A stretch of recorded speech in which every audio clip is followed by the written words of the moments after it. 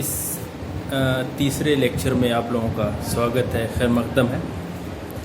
اس سے پہلے پچھلے لیکچر میں نے حافظ شیرازی کے دیوان کی پہلی غزل کی قرأت کی تھی، اور میں نے آپ سے کہا تھا کہ اس کو باقاعدہ طور سے اس کو بار بار ریپیٹ کریں، دہرائیں، جس سے آپ کی قرأت اور تلفظ درست ہو، چونکہ فارسی زبان کی ایسی اسکرپٹ ہے جس میں زیر و زبر نہیں ہوتے ہیں، یعنی دکھنے میں نظر نہیں آتے، تو اس لیے آپ لوگوں سے میں التماس کرتا ہوں کہ آپ لوگ برابر اس کا قرأت کریں، کیونکہ فارسی زبان ایسی زبان ہے جب آپ قرأت کریں گے، اس کی ریڈنگ کریں گے، تبھی جا کر آپ کا تلفظ درست ہوگا اور آپ کی قرأت اور سمجھ درست ہوگی۔ تو اس لیے میں اب آج حافظ شیرازی کی دوسری غزل، یعنی حافظ شیرازی کے دیوان کی دوسری غزل کی قرأت کروں گا کہ اس کے اور اس کی ریڈنگ دوں گا، تو آپ لوگ دھیان سے سنیں میرا تلفظ کیا ہے، ایکسینٹ کیا ہے، تاکہ اس انداز سے آپ لوگ پڑھنے کی کوشش کریں، چونکہ اس کا تلفظ یعنی فارسی زبان کا تلفظ تھوڑا اردو سے تھوڑا الگ ہے، اس لیے میرے تلفظ پہ بہت غور سے سنیں گے کہ میں کس انداز سے پڑھتا ہوں۔ تو آئیے میں دوسری غزل کی شروعات کرتا ہوں۔ حافظ شیرازی کی دوسری غزل آپ لوگ دیکھیں گے۔ صلاح کار کجا ومن خراب کجا، صلاح کار کجا ومن خراب کجا، پہ بھی تفاوت رہ کہ اس کجا است کجا، صلاح کار کجا ومن خراب کجا، پہ بھی تفاوت رہ کہ اس کجا است کجا، دلم ز سمع بگرفت، دلم ز سمع گرفت و خرقه سالوس، دلم ز سمع گرفت و ز خرقه سالوس، کجاست دهر مغان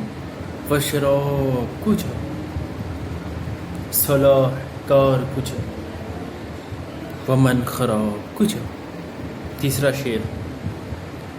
چه نسبت است بریندی صلاح و تقوی را، چه نسبت است بریندی صلاح و تقوی را، سماع وعظ کجا، نغمه رباب کجا، ز روی دوست دل دشمنان چه دریاب، ز روی دوست دل دشمنان چه یابد، چراغ مرده کجا، شمع آفتاب کجا، جو کهل بینش ما خاک آستان شماست،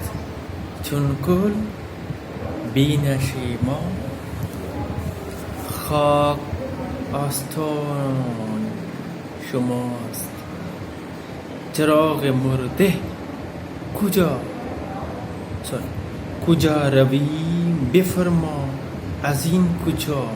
خراب کجا، مبی به سیب زنخدار که چاه در راه است، مبی به سیب زنخدار که چاه در راه است، کجا همی روی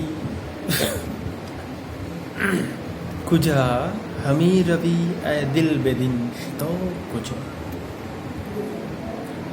بشد که یاد خوشش باد روزگار وصال، خود آن کرشمه کجا رفت و آن عتاب کجا، قرار و خواب ز حافظ طمع مدار ای دوست، قرار و خواب ز حافظ طمع مدار ای دوست، قرار چیست صبوری یہ کدوم خوب کجا، یہ میں نے حافظ شیرازی کی غزل میں نے شامل کیا، اور جیسا کہ میں نے آپ کی قرأت کی، آپ کے سامنے قرأت کی، اسی طریقے سے آپ لوگ جو ہے اس کی قرأت کریں گے صحیح طریقے سے، اور پھر اگلے لیکچر میں انشاءاللہ میں اس کا جو میں نے اس سے پہلے جو 2 غزلیں پیش کی ہیں، جو 2 غزلیں آپ کو پڑھ کر سنائی ہیں، اس میں جو علامات استعمال کی گئی اس کی تعریف اور توضیح کروں گا، ساتھ ہی ساتھ تشریح